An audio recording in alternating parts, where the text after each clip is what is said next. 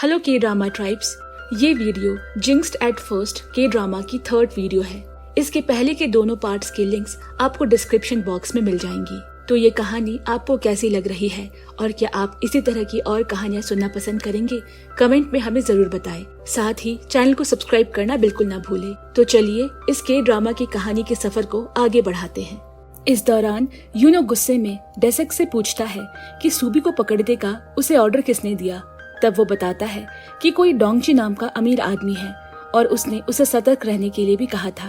तब यूनो को और ज्यादा गुस्सा आता है और वो उसे वार्निंग देते हुए छत से नीचे गिरा देता है। हालांकि वो कूड़े पर जाकर गिरता है जिससे उसे कोई भी चोट नहीं आती। इधर इलजोंग को जब डोंगची के कारनामे के बारे में पता चला तो वो उस पर बहुत ज्यादा नाराज होता है क्योंकि उसे अपने बेटे की हरकतों के बारे में पता था। हालांकि डोंगची ने ये सब अपने पिता के सामने खुद को काबिल साबित करने के लिए किया था। जिसके बाद इलजोंग उससे सूबी के बारे में पूछता है कि वो कहाँ छुप रही है। इस दौरान मार्केट में सभी ट्रेडर्स को लग रहा था कि शायद सूबी पर आत्माओं का साया है, इसीलिए वो उसे शमन के पास ले जाते हैं। लेकिन लेडी शमन सूबी को देखते ही उसके सामने सर झुकाकर उसे माफी मांगने लगती है। जिसके बाद मार्केट में सभी ट्रेडर्स सूबी के बारे में बातें करते हुए आ रहे थे कि हाँ, सूबी एक भाग्य बताने वाली लड़की है। लेकिन उन्हें सूबी की असली पावर्स के बारे में अभी भी पता नहीं था। उस वक्त मूनसोंग भी उन सब की बातें सुन लेता है।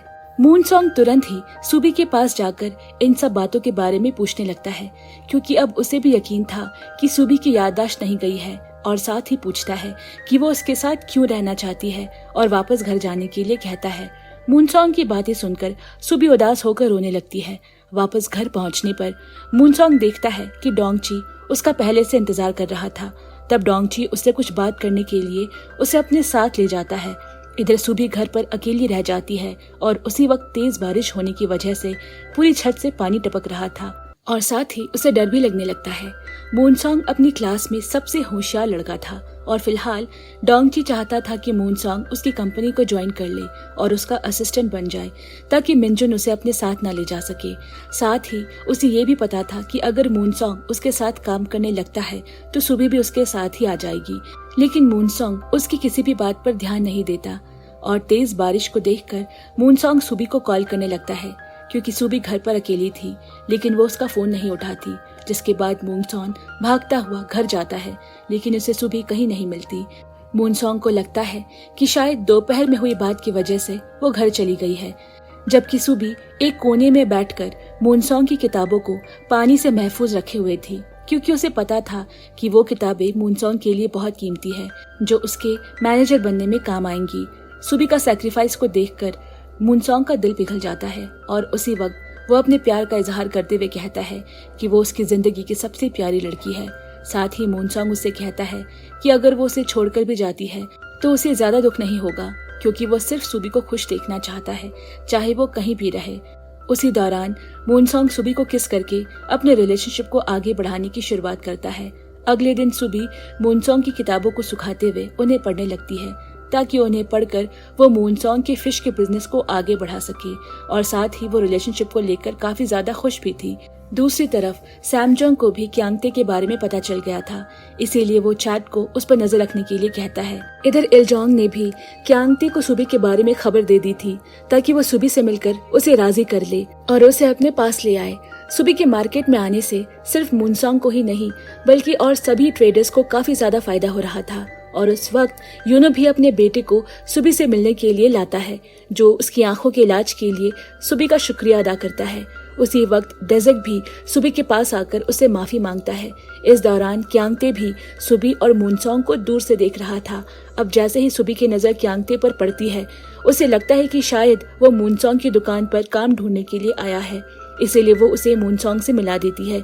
मूनसोंग कम वक्त में ही क्यांगते को अपनी दुकान पर रख लेता है और वक्त की नजाकत से अब क्यांगते भी अपनी को करीब से देख सकता था। तभी सूबी सर दर्द का नाटक करने लगती है क्योंकि इस वक्त उसे कुछ और करना था, इसीलिए मूनसोंग उसे घर जाकर आराम करने के लिए भेज देता है। सूबी को मूनसोंग के घर जाते देखकर क्यांगते को गुस्सा आ जाता है। दुकान से जाने के बाद वो यूनो को अपने साथ ले जाकर उसकी माँ के द्वारा दी गई ज्वेलरी को बेच देती है ताकि वो उन पैसों से मूनसोंग का घर ठीक करा सके, और क्योंकि अब वो मूनसोंग के साथ खुश रहने के लिए सब कुछ करने लगती है। वापस आने पर मून सॉन्ग अपना घर देखकर हैरान रह जाता है, क्योंकि अब वो दोनों हंसी खुशी रह सकते थे। जैसे ही मून सॉन्ग सुबी का हाथ पकड़ता है, तब सुबी उसके आने वाले दुर्भाग्य के बारे में देख लेती है और उसे बताती है कि वो उसे छोड़ देगा। हालांकि मून सॉन्ग उसे गले लगाते हुए उसे वादा करता है कि वो उसे कभी नहीं छोड़ेगा। अगले दिन से वो दोनों एक कपल की तरह हंसी खुशी अपना दिन गुजारना शुरू कर देते हैं। इस दौरान जांग क्योंग भी मिनजुन का पीछा करने लगती है और आखिर में उसे पता चलता है कि वो सुबी और मून सॉन्ग का ख्याल रखता है। सुबी के बारे में और ज्यादा जानने के लिए जांग क्योंग उसके आसपास के दुकानदारों से सामान खरीदने लगती है, जिसके बाद वो मिनजॉन के पास जाती है और अपने नोवेल के लिए उसका इंटरव्यू लेने की बात कहती है। लेकिन मिनजॉन उसे इंटरव्यू देने से मना कर देता है, क्योंकि उसे डर था कि कहीं वो सुबी की काबिलियत के बारे में खुलासा न कर दे। इस दौरान मिस्टर गो को भी क्यांगते की जेल से रिहा होने की खबर मिल जाती है और इधर सैमजोंग भी मिसू को क्यांगते के बारे में बताता है। तब सैमजोंग उसे पूछता है कि वो हमेशा क्यांगते को ही क्यों मानती है। तब मिसू उदास चेहरे के साथ बताती है क्यांगते उससे बेहतर है, न कि सैमजोंग जो अपने पिता के कारण उसकी रक्षा न कर सका। सैमजोंग कहता है उसकी तरह एक चुड़ैल को बंद करके रखना उसका सबसे अच्छा फैसला था, क्योंकि उसका बाहर रहना काफी ज्यादा खतरनाक साबित हो सकता था। हालांकि मिसू अभी भी अपनी माँ की मौत के लिए सैमजोंग और उसके पिता को ही दोषी ठहराती है, जिससे सैमजोंग को गुस्सा आ जाता है। तब सैमजोंग को याद आता है कि जब उसने मिसू और क्यांगते को पकड़ा था, तब उस वक्त मिसू अजीब तरह से हंस रही थी, जिसे याद करके उसे आज भी डरावने सपने आते हैं। अब सुबी और मून सॉन्ग भी एक खुशहाल कपल की तरह हंसी खुशी रहने लगे थे। तब मून सॉन्ग सुबी को प्रपोज करने के लिए एक रिंग खरीदने जाता है, लेकिन उसे सुबी के फिंगर साइज का मालूम नहीं होता। इसीलिए वो वापस से मार्केट से फ्लावर खरीदने के बहाने चालाकी से सुबी की फिंगर साइज नाप लेता है। ये देखकर यूनजोंग मून सॉन्ग से नाराज हो जाती है। इस दौरान यूनजोंग का भाई खुद के चिकन रेस्टोरेंट को चलाने के लिए उसे तंग करने लगता है। हालांकि उसकी माँ यूनो के कॉलेज ना जाने से परेशान थी, क्योंकि यूनो कॉलेज ना जाकर खुद का ही रेस्टोरेंट चलाने के लिए कहता है और पूरा दिन अपनी माँ को परेशान करता है। उसी वक्त मिस्टर गो मून सॉन्ग के लिए गिफ्ट लेकर आते हैं और मून सॉन्ग उन्हें सुबी से मिलवाता है। इसी दौरान वो सुबी के नेकलेस को देखकर हैरान रह जाता है, जबकि वो क्यांगते को भी देख लेता है, जो कि पहले से वहाँ था और उन्हें देखकर डर भी गया। हालांकि मिस्टर गो वहाँ से चला जाता है। क्यांगते को याद आता है कि जब वो मिसू के साथ छुपकर सैमजोंग से भाग रहा था, तब एक सीरियल किलर उन्हें मारने के लिए आया था, जो कि और कोई नहीं बल्कि मिस्टर गो ही थे। रात के वक्त मिस्टर गो क्यांगते से मिलने के लिए आते हैं, जो कि क्यांगते के मून सॉन्ग के करीब होने के बारे में जानने के लिए उत्सुक थे। जहाँ क्यांगते उन्हें बताता है कि सुबी उसकी बेटी है और मिस्टर गो उन्हें बताता है कि मून सॉन्ग उनका गोद लिया बेटा है।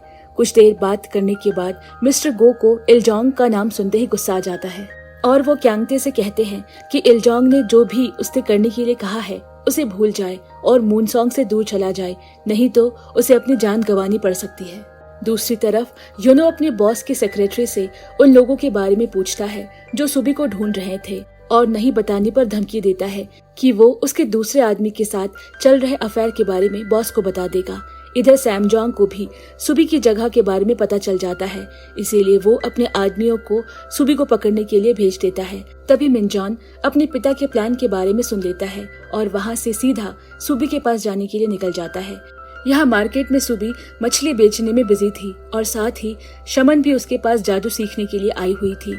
उस वक्त मून सॉन्ग भी वहाँ आ जाता है, जिसकी पवित्र आत्मा को देखकर शमन शॉक रह जाती है। इसी दौरान मार्केट पर कुछ गुंडे हमला कर देते हैं, जिन्हें देखकर मार्केट हेड को ज्यादा खतरा महसूस हो जाता है और वो टिकटॉक को सुबी को खतरे के बारे में इन्फॉर्म करने के लिए भेज देता है।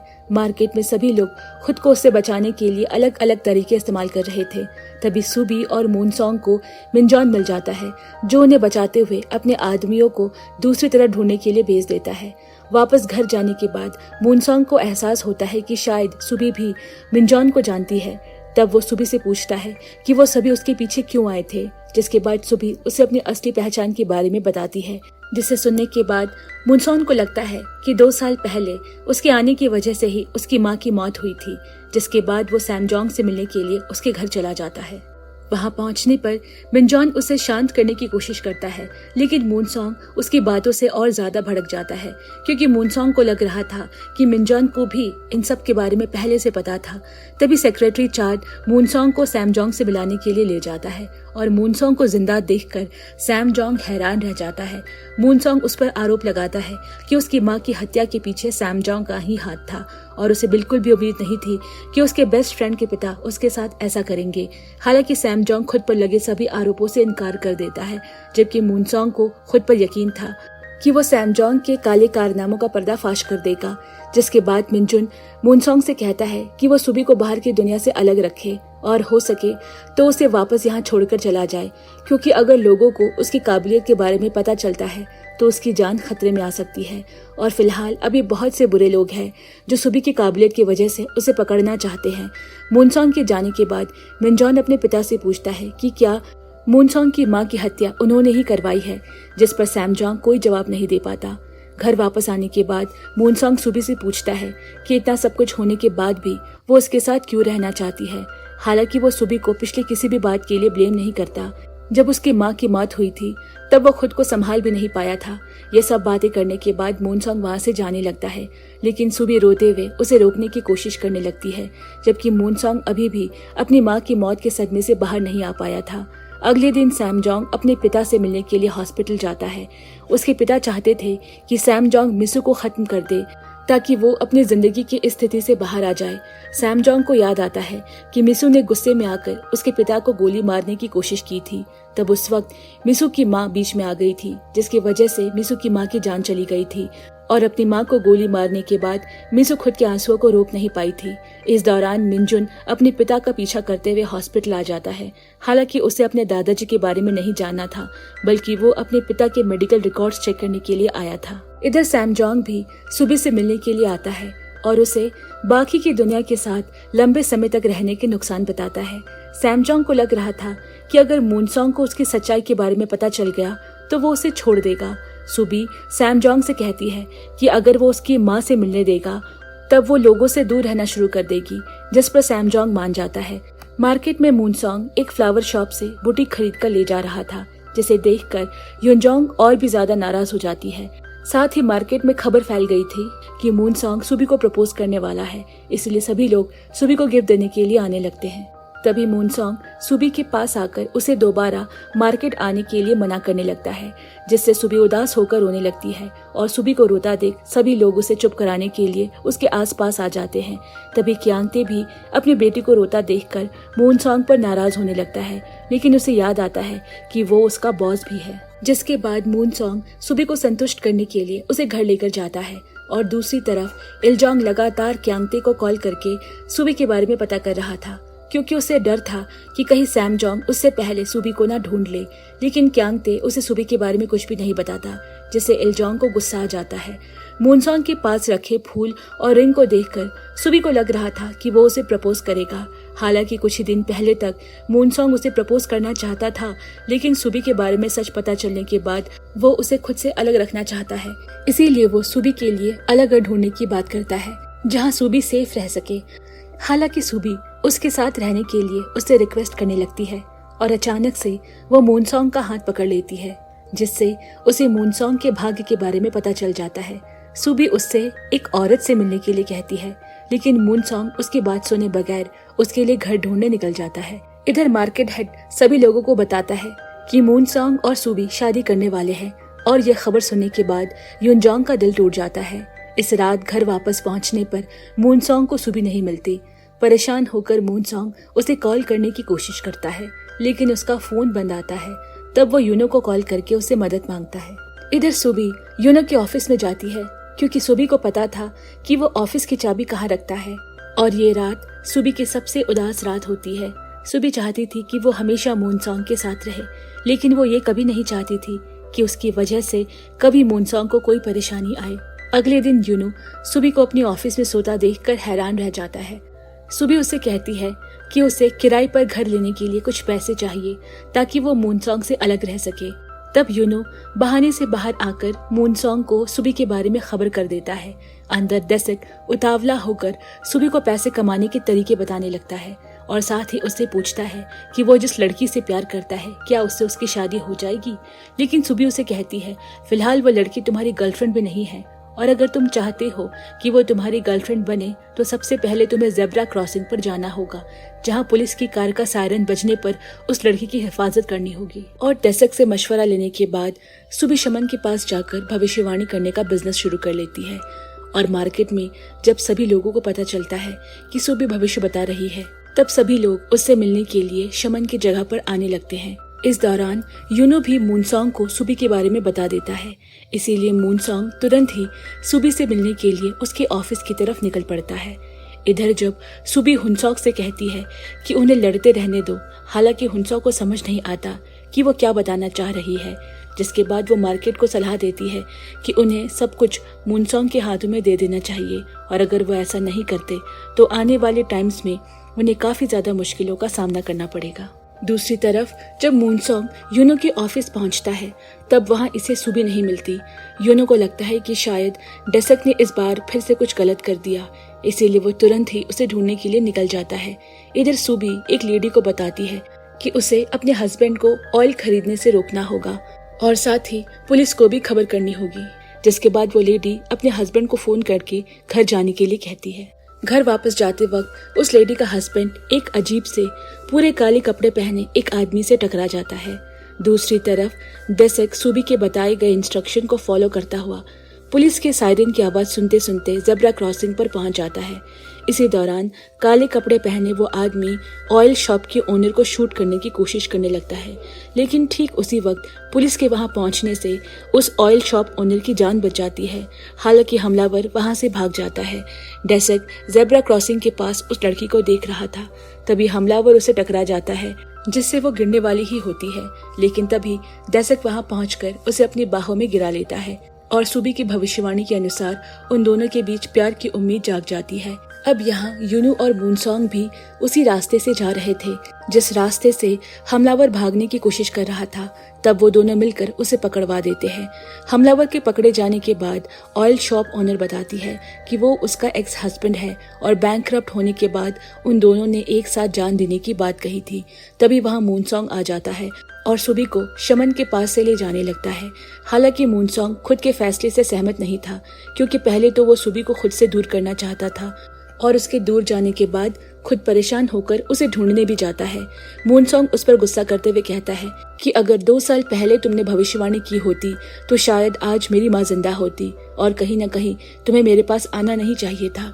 मूनसोंग की बात सुनकर सुबी को बहुत बुरा लगता है। हालांकि वो उसके साथ एक सिंपल लाइफ जीना चाहती थी और मूनसोंग के लिए उसने अपनी माँ को भी छोड़ दिया, जो अभी भी एक घर में कैद है। लेकिन फिर भी वो अपनी गलती के लिए उससे माफी मांगती है और आखिरकार मूनसोंग जैसे एक अनस्टेबल आदमी को छोड़कर वहां से चली जाती है। सुबी को बुरा भला कहने के बाद मूनसोंग को बुरा लगने लगता है और वो तुरंत ही सुबी को रोकने के लिए उसके पीछे भागता है, लेकिन तब तक सुबी जा चुकी थी और वो उसके लिए कुछ सामान भी छोड़ जाती है। इस दौरान क्यांगते काफी कोशिश करने के बाद घबराते हुए सुबी को बताता है कि वो उसका पिता है, लेकिन सुबी को उन पर यकीन नहीं होता, क्योंकि 20 साल पहले उनके पिता उन्हें छोड़कर चले गए थे और वो अचानक से बिना किसी अफसोस के उसके सामने कैसे आ सकते हैं। इतना कहने के बाद सुबी वहां से चली जाती है। अपनी ही बेटी से ठुकराए जाने पर क्यांगते को बहुत दुख होता है और उस दुख को भुलाने के लिए वो ड्रिंक करने लगता है।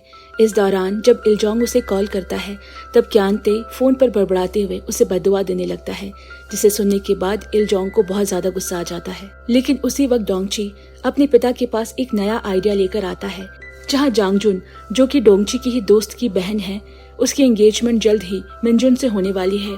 हालांकि जांगजुन और मिनजुन शादी कैंसिल करने पर राजी हो गए थे जब उसे पता चला कि मिनजुन किसी और लड़की को पसंद करता है, लेकिन जांगजुन की माँ अभी भी चाहती है कि उन दोनों की शादी हो जाए। तभी अचानक सुबी भी वापस घर लौट आती है, जिसे देखकर मिनजुन उसका अपने घर पे वेलकम करता है। लेकिन फिलहाल सैमजोंग की सोच पूरी तरह बदल चुकी है, क्योंकि अपने पिता के कहने पर वो सुबी से छुटकारा पाना चाहता है।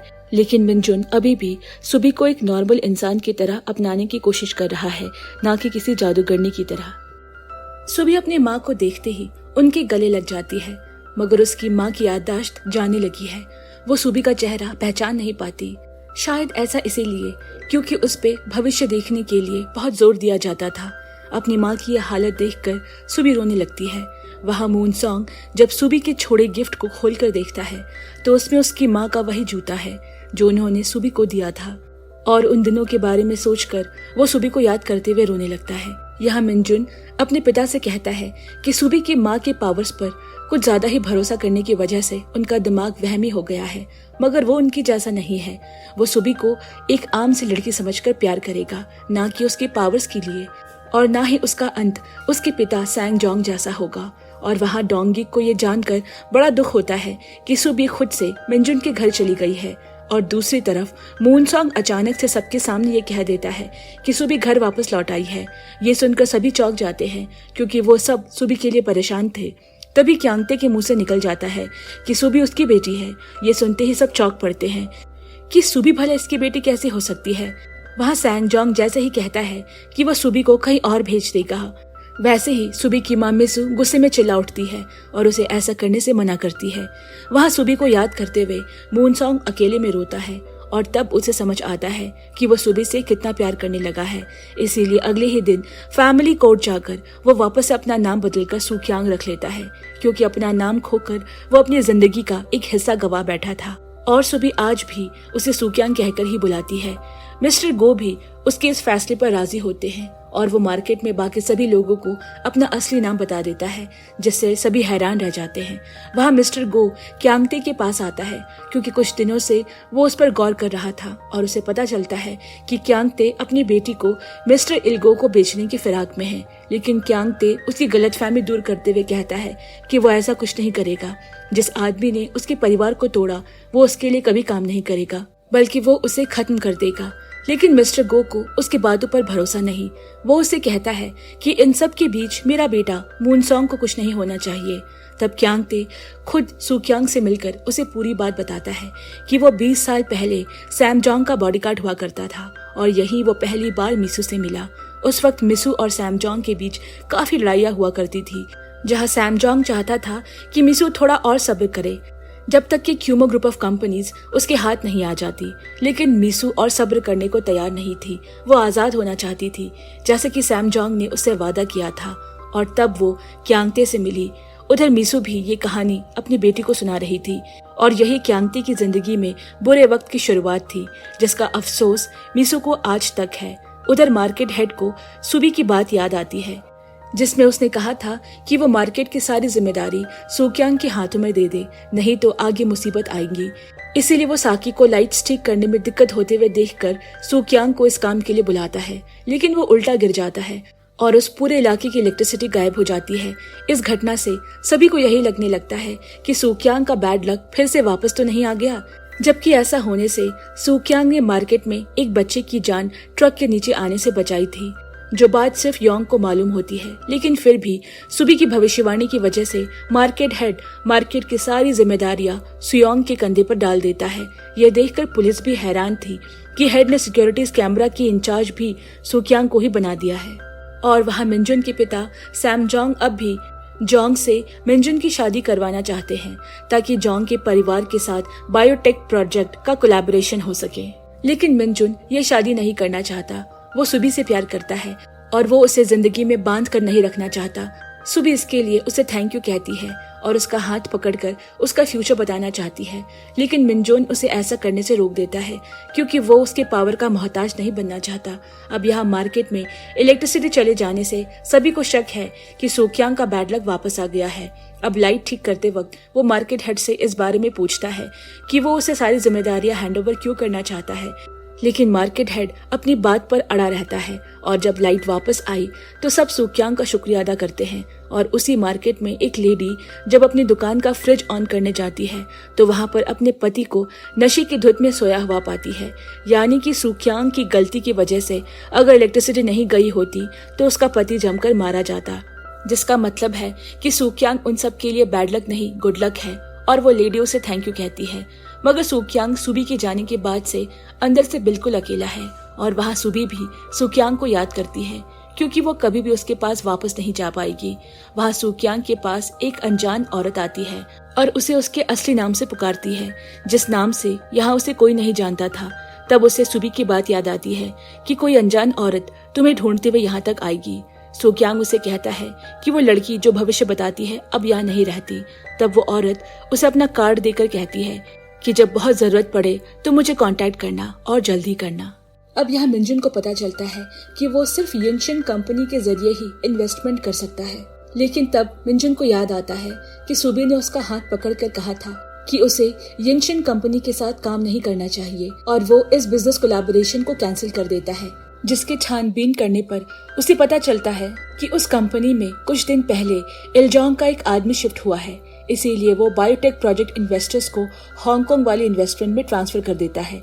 मिंजुन के फैसले के बारे में पता चलने के बाद इल्जोंग हैरान रह जाता है, क्योंकि उसने जानबूझकर यिनशन कंपनी के जरिए क्यूमो ग्रुप को अपने कब्जे में लेने की तैयारी कर ली थी।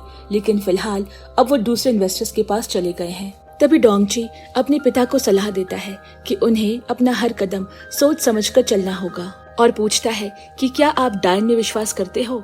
क्या हो अगर हमारे पास ऐसा कोई डायन हो जो हमारा भविष्य बता सके?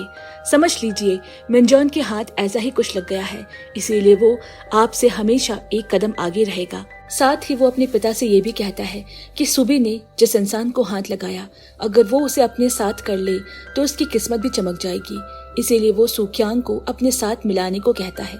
लेकिन इल्जोंग को अभी तक ये नहीं पता था कि 2 साल पहले सुबी की वजह से सूक्यांग को मार दिया गया था, तब वो जिंदा कैसे हो सकता है। अपने पिता की बात सुनने के बाद डोंगची हैरान रह जाता है, क्योंकि उन्हें भी इस बारे में पता था और तब वो सूक्यांग के बारे में सब कुछ बता देता है और उसे अपने साथ करने के प्लान को खुद से हैंडल करने का आश्वासन देता है, क्योंकि उसे पता था कि अगर सूक्यांग उसके साथ आता है तो सुबी भी उसके साथ आ जाएगी। हालांकि सूक्यांग और सुबी के बीच सब कुछ बदल चुका था। अगले दिन सभी दोस्त दोबारा एक साथ मिलते हैं, जहाँ मिंजुन भी सुबी को अपने साथ ले आता है, जिससे वहाँ का माहौल पूरी तरह बदल जाता है। उस दौरान जांगजुन को नहीं पता था कि सबके बीच क्या चल रहा है। तब वो छुपकर अपनी बहन को वहाँ बुला लेती है, क्योंकि उसे पता था कि उसकी बहन भी मिंजुन को पसंद करती है। तभी डोंगची ये बोलकर पूरी सिचुएशन को खराब कर देता है कि सुबी पहले सूक्यांग की गर्लफ्रेंड थी और अब वो मिंजुन के साथ है। डोंगची की बात सुनने के बाद जांगजुन मिंजुन पर गुस्सा करने लगता है कि वो उसके सिस्टर को धोखा दे रहा है और पूरा माहौल खराब होने की वजह से सभी लोग वहाँ से जाने लगते हैं। घर वापस जाते वक्त जेन क्यूंग मिंजुन को घर तक ड्रॉप करने के लिए कहती है, हालांकि वो उसे मना कर देता है, लेकिन सुबी उसके साथ चलने के लिए मान जाती है। तब जाते वक्त जेन क्यूंग को पता चलता है कि सुबी ही वो लड़की है जिसे मिंजुन दिल से चाहता है। हालांकि उनके एक साथ एक ही घर में रहने की बात सुनकर उसे काफी ज्यादा जलन होती है, लेकिन कैसे भी करके वो खुद को कंट्रोल कर लेती है। अब दूसरी तरफ डोंगची सूक्यांग को खुद की कंपनी ज्वाइन करने के लिए राजी करा रहा है, लेकिन सूक्यांग उसकी बात नहीं मानता, क्योंकि उसे पता था कि कहीं न कहीं वो उसका फायदा उठाकर सुबी को अपने साथ मिलाना चाहता है। अगले दिन सूक्यांग वही अनजान लेडी से मिलने आता है जिसका नाम मिसेस ली था। उसके पास सुबी का भेजा हुआ लेटर और उसके नेकलेस का जैसा एक टूटा हुआ नेकलेस भी था। मिसेस ली उसे कहती है कि वो भी ज्योतिषी है और उनके पास सुबी के बारे में कुछ खास जानकारी है, जिसे सुनने के बाद सूक्यांग हैरान रह जाता है और पूरा दिन उसी के बारे में सोचता रहता है।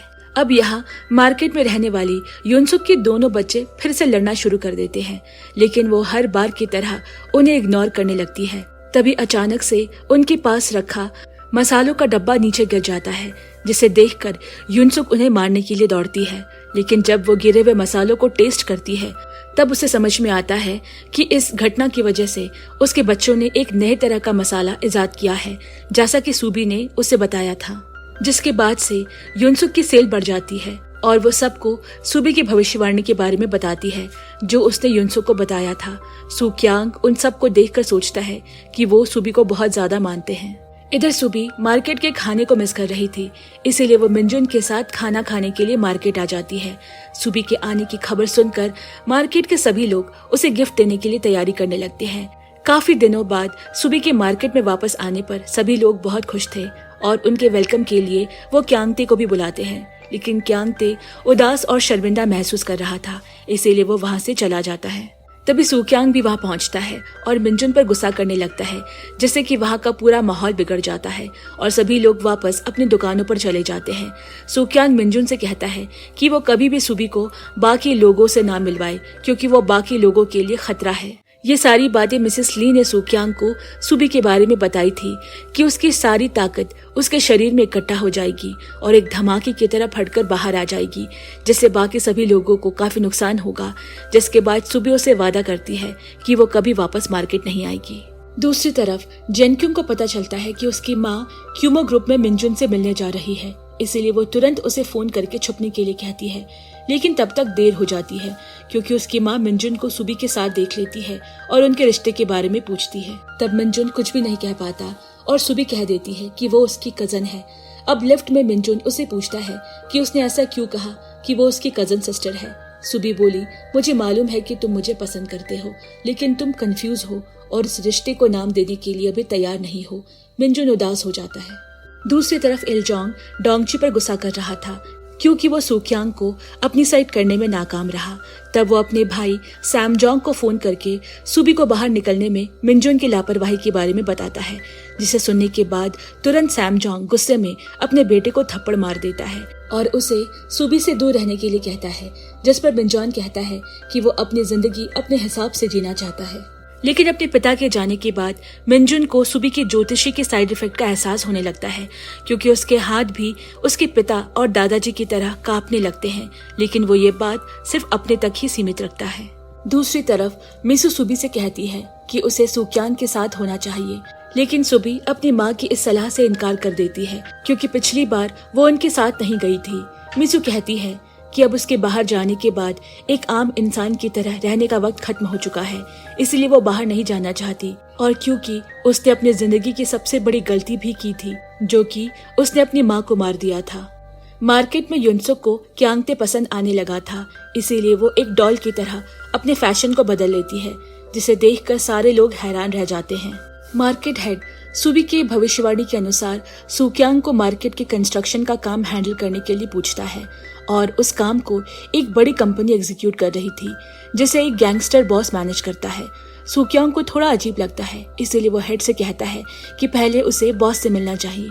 इस दौरान गैंगस्टर की सेक्रेटरी अपना फोन चेक करती है, जिससे पता चलता है कि गैंगस्टर ग्रुप को सपोर्ट करने वाला और कोई नहीं बल्कि इलजोंग है। ये जानने के बाद वो तुरंत यूनो को इस बारे में खबर करती है, जिसके बाद यूनो सुक्यांग से इलजोंग के बारे में जांच पड़ताल करने के लिए कहता है। अगले दिन डोंगची सुबी से मिलने के लिए एक रेस्टोरेंट में जाता है, जहां वो उसे अपने भाग्य के बारे में पूछता है, लेकिन सुबी सबसे पहले उससे बदले में कुछ मांगती है। उसका भाग्य देखने के बाद सुबी उसे एक चाइनीज रेस्टोरेंट में खाना खाने के लिए कहती है, लेकिन उसका भाग्य बताने के बाद सुबी को घर पहुंचकर चक्कर आने लगता है। तभी उसकी माँ उसे कहती है कि जरूरी नहीं किसी का भाग्य देखकर उसकी किस्मत अच्छी की जाए, कुछ चीजों को उनके भाग्य के अनुसार छोड़ देना चाहिए। लेकिन सुबी ऐसा नहीं चाहती, हालांकि वो सुक्यांग की माँ को भी बचाना चाहती थी, लेकिन उस वक्त मिसू ने उसे ऐसा करने से रोक दिया था। इधर डोंगची सुबी की कही बात पर चाइनीज रेस्टोरेंट में खाना खाने पहुंचता है और वही सुक्यांग मिस्टर जोंग के साथ मीटिंग कर रहा होता है, जहां वो उनसे कहता है कि उसे पता है कि वो मार्केट के रेसिडेंट्स को गिराने के लिए कुछ भी कर सकते हैं। साथ ही वो कहता है कि अगर मिस्टर जोंग कंस्ट्रक्शन पार्टी को अपनी तरफ से अपॉइंट करते हैं तो जाहिर है कि कॉन्ट्रैक्टर से मुंह मांगी घूस लेंगे और फिर कॉन्ट्रैक्ट के पैसे भी अपने हिसाब से बढ़ा देंगे ताकि बाकी व्यापारियों को नुकसान हो जाए। और अगर वो इस अग्रीमेंट पर मिस्टर जोंग के साथ मान जाते हैं तो फिर उनके पास ये अधिकार भी आ जाएगा कि वो किसी भी ट्रेडर को मुंह मांगी रकम पर नई शॉप बेच सकते हैं। और ये सारी बातें सुनने के बाद मार्केट हेड को गुस्सा आने लगता है। मिस्टर जोंग घबरा जाता है और मार्केट हेड को भी घूस देने की बात करता है और बाद में प्रोजेक्ट पूरा होने के बाद उसमें से भी आधा आधा हिस्सा करने की बात करता है। तभी डोंगची भी वहां जाता है, जिसे देखकर मिस्टर जोंग और ज्यादा घबरा जाता है। डोंगची मिस्टर जोंग को समझाता है कि उसके पिता को रिश्वत लेने वाले लोग बिल्कुल भी पसंद नहीं, क्योंकि मिस्टर जोंग डोंगची के पिता इलजोंग की कंपनी में एक छोटा सा पार्टनर है। डोंगची को भी वहां देखकर मिस्टर जोंग दुम दबाकर भाग जाता है, जिसके बाद डोंगची फिर से सुक्यांग को अपनी तरफ आने के लिए राजी करने लगता है, लेकिन सुक्यांग उसके ऑफर को ठुकरा देता है। उसी वक्त वहां सुबी भी आ जाती है, जो काफी देर से बाहर इंतजार कर रही थी, जिसके बाद वो सुक्यांग को एक कैफे में लंच कराने के लिए ले जाती है। साथ ही वो डोंगची और यूनो को भी बुला लेती है।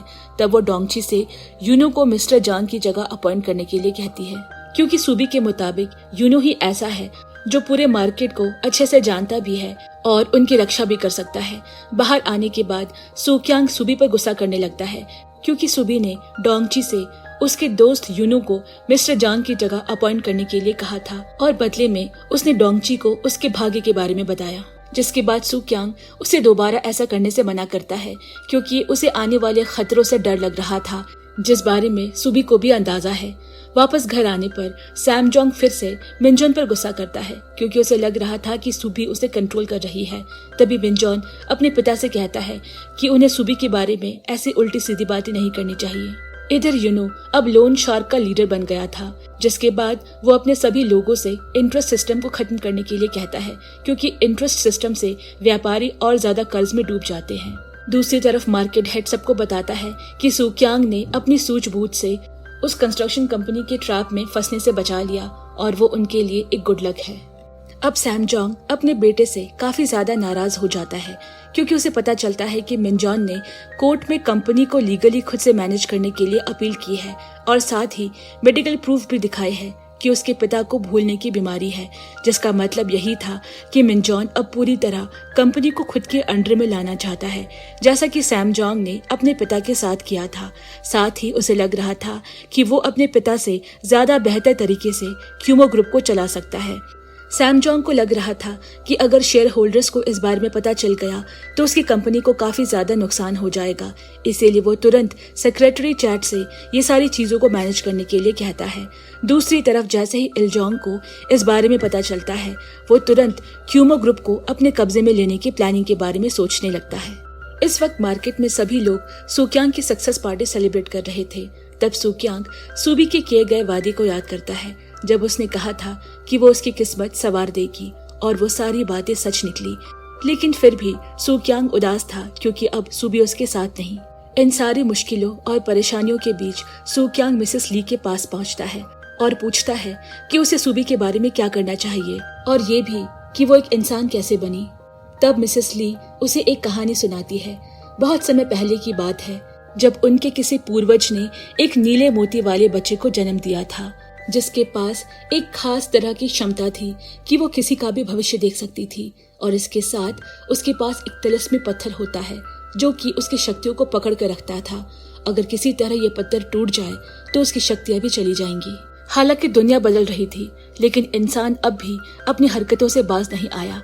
अगर उसे कोई भी ज्योतिषी मिलती तो वो उसे हर बार की तरह उसे कैद करके दुनिया की नजरों से छुपा कर रख लिया करता, और हर दफा उस वंश की लड़कियों के साथ ऐसा ही होता रहा। मिसेस ली अपनी जुड़वा बहन के साथ पैदा हुई थी, और हर ज्योतिषी की बेटी के अंदर भाग्य बताने की क्षमता होती है।